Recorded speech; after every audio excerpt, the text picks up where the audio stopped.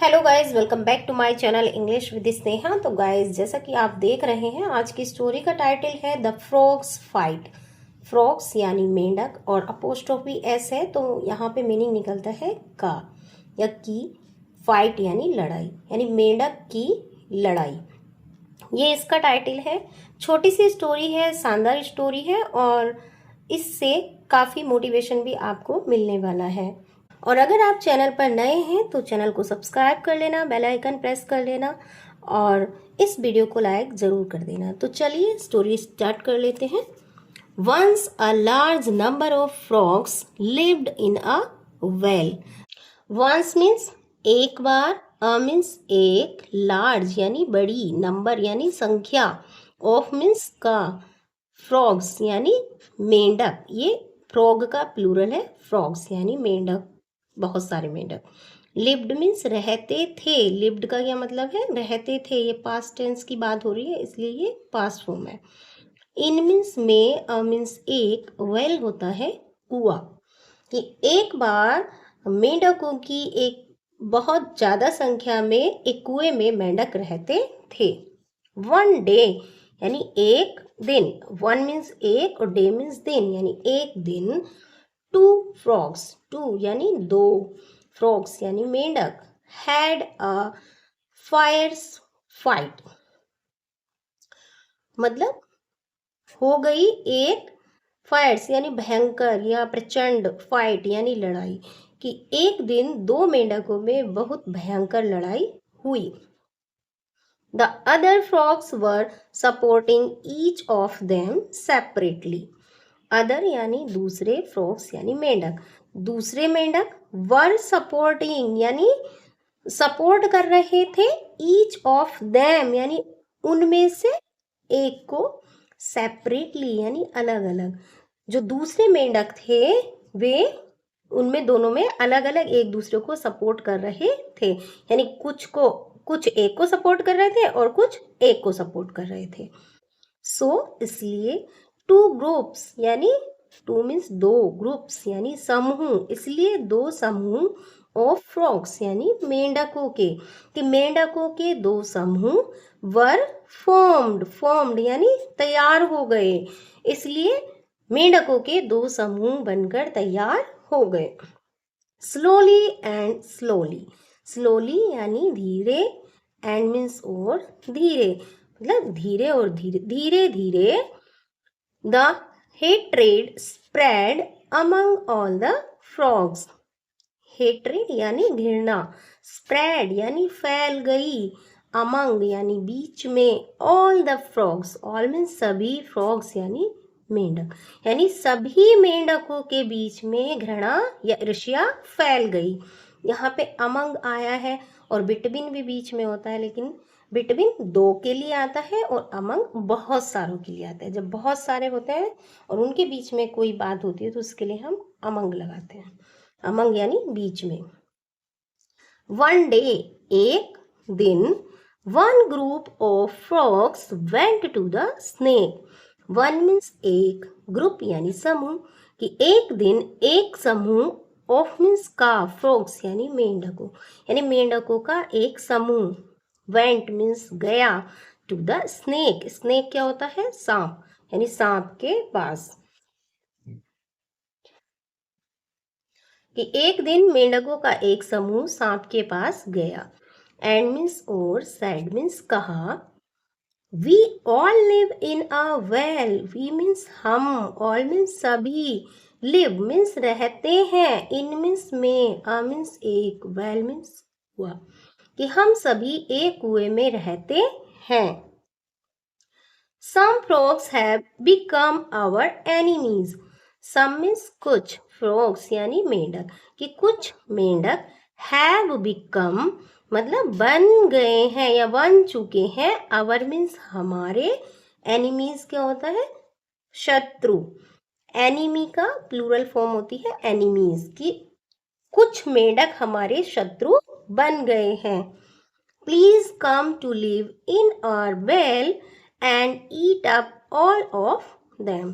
Please यानी कृपया, come means आओ, टू लिव यानी रहने, लिव मीन्स क्या होता है रहना, कि कृपया रहने आओ, इन मीन्स में, और मीन्स हमारे, वेल मतलब कुआं, कि हमारे कुएं में रहने आओ, एंड मीन्स और, ईट अप यानी खा जाओ, खा लो, ऑल मीन्स सभी, ऑफ देम यानी उनको, और उन सभी को खा लो, इन दिस वे यानी इस तरह से, इन दिस वे का मीनिंग होता है इस तरह से, you will get your food and we will get rid of our enemies, you will get यानी हम, सॉरी यू मीन्स तुम, पालोगे, योर मीन्स तुम्हारा, फूड मीन्स भोजन, इस तरह तुम तुम्हारा भोजन पालोगे, एंड मीन्स और, वी मीन्स हम, will get rid of, get rid of का मतलब होता है छुटकारा पाना, ये एक ही साथ आता है, ये फ्रेज है गेट रीड ऑफ,